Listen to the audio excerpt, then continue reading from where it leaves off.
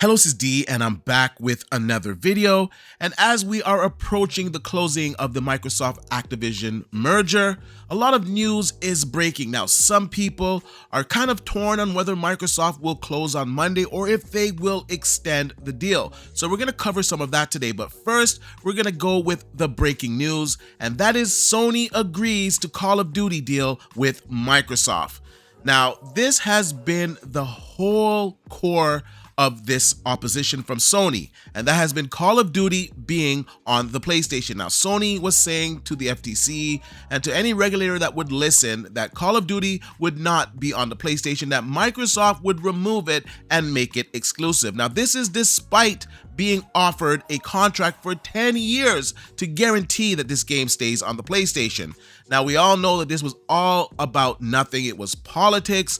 Sony just wanted to be petty. They wanted this deal blocked. In fact, in Jim Ryan's own words, he says, "I don't want a deal. I just want the FTC to do its job and block your merger." Now, I also said in previous videos that after this deal is approved, when the FTC loses its case in court, that Sony would sign the agreement with the quickness. And that leads us to today with Sony signing the agreement. Now, we're going to look at TheVerge.com. Like usual, I'll leave a link in the description down below. Now, they go on to say that Sony has agreed to a deal for Call of Duty with Microsoft to keep the franchise on PlayStation after proposed Activision Blizzard acquisition.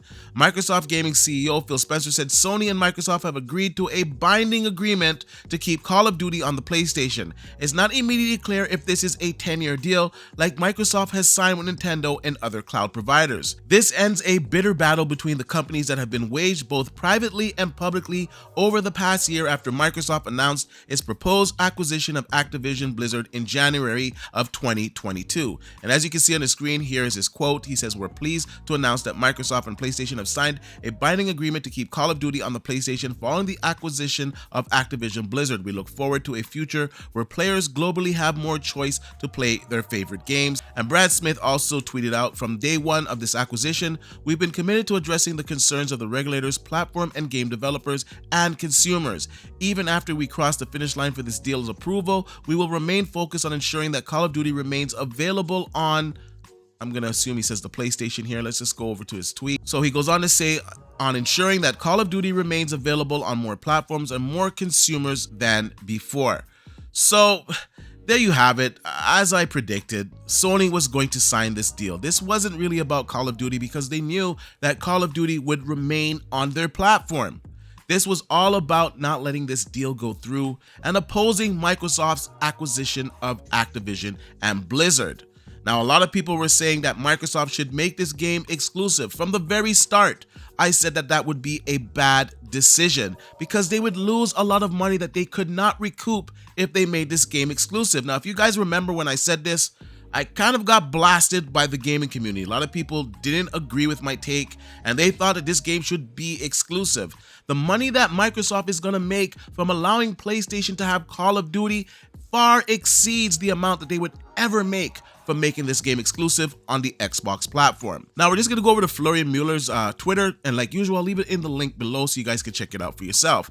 Now, he goes, "With the FTC, I have also hoped that Microsoft-Sony agreement helps. The FTC argued to Judge Corley and subsequently to the Ninth Circuit that remedial agreements should be ignored in the preliminary context, but that their administrative law judge would evaluate remedies. Drop the case now." So the FTC, I don't even understand why they are bringing this in front of their own judges, because Sony has now agreed to this deal, and in court, you were defending Sony's interests. In fact, the judge asked you, where did you come up with your 20%? Where did you come up with the 20% of gamers that will leave the PlayStation for Xbox? And they quoted Jim Ryan. So now if Jim Ryan has signed the contract to allow Call of Duty to be on the PlayStation platform, surely you must see now that it's game over for you. Now, at this point in time, we don't know if it's the 10-year agreement that Sony was offered before. I gotta be honest with you guys, I'd probably give them like a 5-year agreement because they made things so difficult, and we know that Sony needs this game on their platform. So I would just give them a 5-year agreement and let them renegotiate. But like I said, you can't have feelings involved with business. So I understand probably Microsoft gave them a 10-year agreement. And I see a lot of fanboys that are doing a lot of coping with this whole situation. Now, yesterday I saw this on Twitter. This was before the agreement was announced with PlayStation. PlayStation. Now, this comes from, you can see the user on the screen. I'm not going to say his name. He goes on to say the best thing PlayStation can do is ban Call of Duty on PlayStation and create deals with Battlefield now that Call of Duty veterans are in charge. Microsoft and ABK will lose billions. Sony will lose too, but they will take them back from Battlefield and EA FC deals. Now, this is just ridiculous. Now, first of all, Xbox has the marketing rights to Battlefield. I think they have it till like 2026 or something like that. So I don't know where you're going with that issue. And now I see that these guys move the goalpost once again. So now it's not about Call of Duty. Now it's about Battlefield. Make it make sense. Now, I'm not saying Battlefield is a bad game. The last game, I don't know what they did with that one, but Battlefield as a whole is a good franchise, but it's not near the levels of Call of Duty. They try to compete every year, and Call of Duty just beats them out. So let's just be honest here. Call of Duty is the bigger title. Now, as far as Sony removing Call of Duty from the PlayStation is ridiculous. They fought this whole time to ensure that this game would be on their platform. So you think they're going to reject a deal? As I said before, they're going to sign with the quickness, which they just did. So it just makes no sense what these guys are saying. And I would just ignore these guys. They're upset. They're going through the grieving process. And I guess this is just a part of it. We got to deal with these troll tweets. Now that Sony has signed this agreement with Microsoft, the only person that is objecting to this deal going through is the CMA. And we gotta talk about the CMA. There's a lot of information out there right now, and there's a lot of things happening in real time. And for some reason, people think that Microsoft cannot close without the UK. Now, I wanna say first off the bat, they can. Do they want to? I don't think so. So we're gonna discuss some of these things today. Now, I tweeted out yesterday, so much talk about Microsoft not closing without the UK. They will if need be, but rather not in my opinion. The UK can't block the deal worldwide. I do believe they could impose some fines through the UK though. Microsoft is not going to wait 6 weeks to close this deal. After all that has happened, yeah, with the quickness they close this Monday or Tuesday. If Microsoft were to completely leave the UK out, that would be all ABK games on Game Pass and cloud. I believe that they will spin off the ABK games to a cloud provider in the UK, and that will be enough for the CMA not to object to the closing and agree to the terms for the UK market. And I'm still going to stand by this. I don't think Microsoft wants to prolong this. But I gotta be honest here, there are some guys out there that do have more experience in this department than I do. So we're gonna go through some of their information as well. Now, this all pretty much started with Tom Warren at The Verge, and on my last video, I was saying I don't know if he has the information correct because Microsoft can close the deal without the UK. Now, I think it's under his impression that Microsoft doesn't want to close the deal with the UK, so they're going to extend the closing date. And that is quite a possibility, but I still believe that Microsoft and the UK, they'll come to an agreement, they'll allow the deal to go forward, and they'll work on the details in the future. Now, Florian says, let's see if the CMA allows the deal closing during an ongoing investigation. If not, then we must be patient, but can be super optimistic nonetheless. There's no risk in the US anymore. Even a purely hypothetical risk would be several months out. Now, he's talking about the FTC and their own in-house court. Now, I think Microsoft should get this deal done as soon as possible. There's been so many monkey wrenches thrown at their plans, and if I was in charge, I'd be trying to get this through the gate as soon as possible. Now, I do know for a fact that they could close around the UK and that they can work on the deal.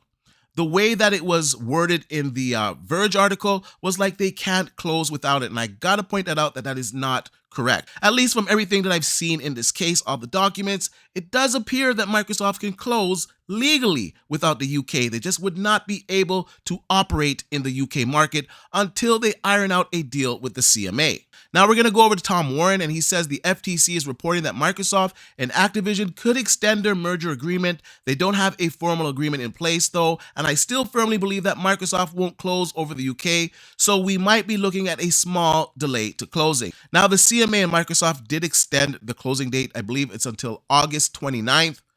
The FTC kind of backtracked on that, and they said we don't really need that much time. We can kind of get it through a lot quicker. And we'll get into that in a second, but I just want to go back to Florian Mueller here. And he says, correct, the CMA could allow closing the deal with this investigation ongoing, even subject to some requirements. But only because they could allow it doesn't mean they will do it. Let's see. So Microsoft and the CMA, they're hashing out a deal right now as we speak. I know that Microsoft wants to close this deal as early as Monday, and I think the closing date ends on Tuesday. So they'd like to get it done sooner than later. CMA has allowed themselves more time to evaluate the deal, and I think that's fair. At first, I was a little bit upset about that, but I think that's fair. They are going to need some time to evaluate everything. However, they have said they're not going to need the full time. They just gave themselves that extra window. And that you can see over here as we look. The CMA backtracks again, speeds towards a Microsoft Activision Blizzard approval. And this is coming from Throwout.com like usual. I'll leave a link in the description down below so you guys can check it out for yourself. Now, he goes on to say less than 1 hour after Microsoft's legal victory against the U.S. Federal Trade Commission on Friday, the U.K. Competition and Markets Authority, CMA, backtracked again and said that it could approve the software giant's acquisition of Activision Blizzard more quickly than previously expected. This means that Microsoft could now acquire the gaming firm with the CMA's approval within a few weeks. And I don't think it's going to take a few weeks. I think they have competent people on both sides. Like, let's be honest, they got lawyers. And I think they're just going to get this deal done sooner than later because the CMA, they're in a losing position.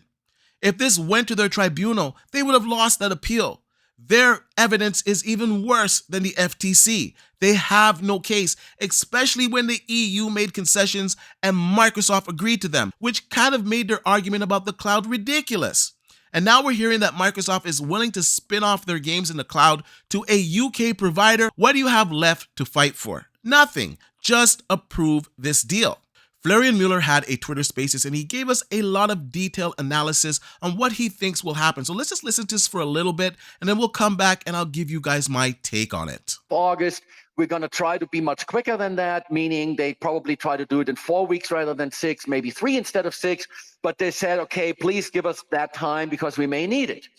Then if you extend the merger agreement until, for example, the 31st of August or the 1st of September, then you still have a couple of days to reflect on the CMA decision. If the CMA, in fact, exhausts the deadline, you still would have a little bit of time. That is absolutely not the period that anybody ever ruled out, neither in testimony nor in any other form. I just wanted to explain that because there is that misunderstanding.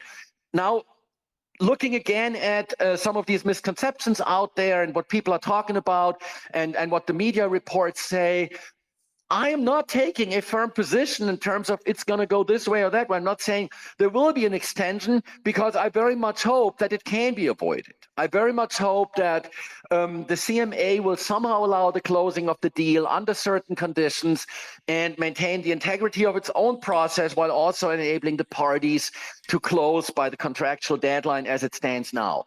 But I have no idea of whether that is possible. I don't know how those talks are going, if there are even any talks, and those talks might already have ended. It might already be a done deal that there will have to be that short-term extension. Would Microsoft have done all of this when the alternative would have been to get an appellate hearing in the UK between starting on the 28th of July, ending on the 4th of August, the appeals court having promised a decision in the summer, definitely the judge said before, the president of the court said, definitely before October. So why would you then rely on the CMA until the end of August if that is the time frame where you probably would already have been where you possibly would already have received a decision by the appeals court, or you at least would have been very close to getting it, where maybe you were just another 4 weeks away from getting a decision by the Competition Appeal Tribunal. Well, of course, there are good reasons for doing that, such as the better optics. You don't really want to close over a regulator, especially not during an appeal. Also, usually the CAT, so far it has always remanded the case to the CMA. In this case, maybe they wouldn't have, or maybe they would have made a decision where the CMA on remand would not have been able to do anything other than approving the deal. But still, that could have caused further delay unless you then decide to close over.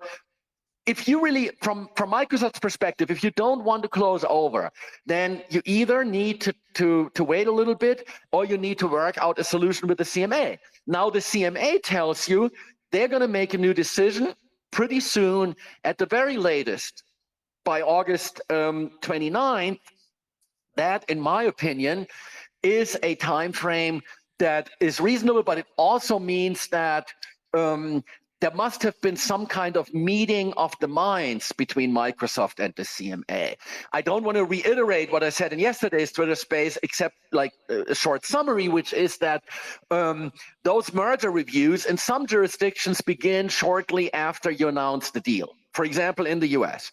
The FTC was notified on the 1st of February last year, just 2 weeks after the announcement of the merger agreement. Then they agreed with the FTC to give the FTC like pretty much the remainder of the year to make up their mind, which is why they then in December reached the point where they either had to approve the deal or sue. And they decided to sue, and we know how that is going. But you have jurisdictions like the UK, like the EU, where you may actually have discussions with those regulators for a number of months and potentially even for almost a year. For example, in the EU, the formal notification was only made in September of a deal that was in fact announced in January last year. And that means that in those jurisdictions, you have discussions. The limitation is that those pre-notification talks, meaning before the formal request for approval of the merger, of course, come with some restrictions and limits. So, for example, the European Commission has investigative powers. They can also just perform something that's the equivalent of discovery. They can demand copies of key documents. They can also depose witnesses, can make that kind of an effort. They cannot do that during those pre-notification talks, because then there's no formal process pending. Then they have no powers over the parties or over third parties, asking also third parties for relevant information, like Sony or others. I mean, Sony obviously was a complainant, was very interested, but you may also have parties from whom you want to get information who are not going to be forthcoming. They do not have an agenda. They want to be left alone. And then you need investigative powers as a regulator, so you can really tell them, these are my questions and you have to answer. That is why those pre-notification talks are limited. They can basically, it is then up to the parties. If Microsoft and Activision wanted to share some information with the Commission at that stage already, they were free to do so, but it was informal. And if the Commission had wanted to obtain additional information, especially from third parties, it couldn't have done it at that stage. And that's basically the situation you have here with the CMA. But the CMA situation now is much better, because the CMA, less than 3 months ago, actually concluded an investigation with that final report, except that they had not yet entered the final order. But the actual analysis of the merger was completed by the 26th of April. They are still quite familiar with this. Don't have to refresh their memories much, because that was pretty recent. And the only thing that's changed now is that there's going to be apparently that structural change with the cloud gaming business in the UK being sold to a third party, and the CMA only has to analyze that, which is also why this new process is going to take a maximum of 6 weeks as opposed to 6 months. That is the reason why, in this case, also, it doesn't really matter. I mean, when it comes to this new structure, the CMA may want to talk to some parties. They may ask Sony again. They may tell Sony, well, give us your feedback. What do you think of somebody else taking over Microsoft's UK cloud gaming business? Sony is still not going to be in favor. They're still going to come or criticize this. And that is the stuff for which they now need a little bit of time, I assume.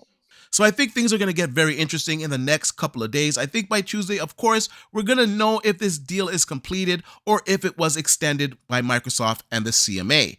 Now, overall, I personally think that Microsoft is going to close this deal out. I don't think they want to close without the UK, but they also want to get this deal done as soon as possible. Now, is it possible for Microsoft to close without the UK? Yes. Is it probable? I don't know. I really don't know. And I know everybody wants this deal to be over, but I think right now we just got to be a little bit patient. At the current time, we don't have any threats coming from the FTC, so Microsoft can still close. They can close next week. The FTC can't do anything about it for a while. However, there is going to come a time when the FTC can become a threat again. So we have to get this deal done sooner than later. Now, before I let you guys go, I want to talk a little bit about Halo here. And I saw that Halo was kind of coming up on my timeline all over the weekend. And Halo Infinite basically lost 98% of its player base on Steam. And they're saying that internally, Halo is no longer a flagship title for the Xbox brand. And I gotta say, I'm a little bit disappointed by this. Now, the Halo game that came out recently, Halo Infinite, it was a good game. I enjoyed the single player campaign. I thought it was fantastic. However, the multiplayer, it left much to be desired, to be honest with you guys, and a lot of features were missing on that game. It took forever to get ray tracing, and then basically it was just ray trace shadows. And just overall, the launch of the game was disastrous. Now, this is one area where I think the Activision deal will pay dividends. What if Activision was given the Halo franchise? Has nobody thought about this? They could revive this franchise. That would be crazy. Imagine a Halo game created by the Call of Duty creators. Come on, man. You gotta be honest, guys. That does sound appealing. Anyways, I wanna know what you guys think about all of this. Do you think that Microsoft will extend the deal past Tuesday's deadline? Do you think that Sony got a 10-year contract, or do you think it was less? And what do you think about Activision taking over Halo franchise? Let me know about this in the comment section down below. And like I usually say, please like, share, and subscribe to the channel. And I'll see you guys on the next one.